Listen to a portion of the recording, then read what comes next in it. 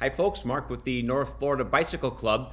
As I'm recording this, I've just recently gotten done with a group ride this morning, and I was talking to one of the people on the ride who is very new to Paceline riding. He's ridden solo a lot, but not so much with Paceline. Last week, he rode with myself and another person, so it wasn't really a Paceline. There was three of them, but his first experience riding a little bit in a group. Today was a much larger group, and I was not in that group. I asked him after the ride how that went, and he says a little bit unnerving because every now and then he would hear somebody yell something.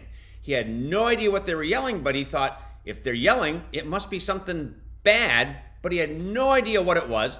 Thankfully, he wasn't in an accident, but he didn't know what to do other than, well, the yelling shouldn't be good. So today is about getting the message through because he's not alone. A lot of times, somebody up front is trying to communicate something, but that message doesn't get through. So a few pointers for that. First of all, should you point or should you yell? The answer is yes.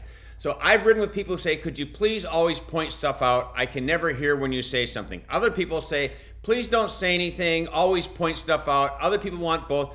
Ideally, you do both. There's a little bit of judgment there. First of all, there's times you're not going to take your hands off the handles of the bar. Maybe it's real windy or something like that.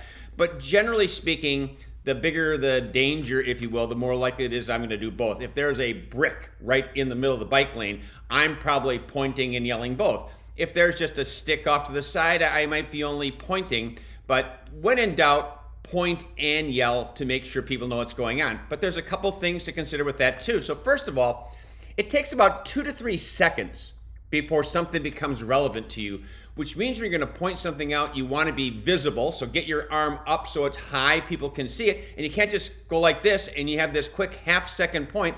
People might not even see that. It doesn't become relevant to them. It's when you get out and it's for longer, whoa, that's caught my attention. So assuming that you can ride safely with only the one hand, if you're pointing things out, try and do 2 or 3 seconds to make sure that it becomes relevant to people and they know what they're doing. And then finally, pass it back. And that's for everybody in the line, because what happens is the first person yells something out, the person right behind them hears that and they understand it. They're immediately behind them.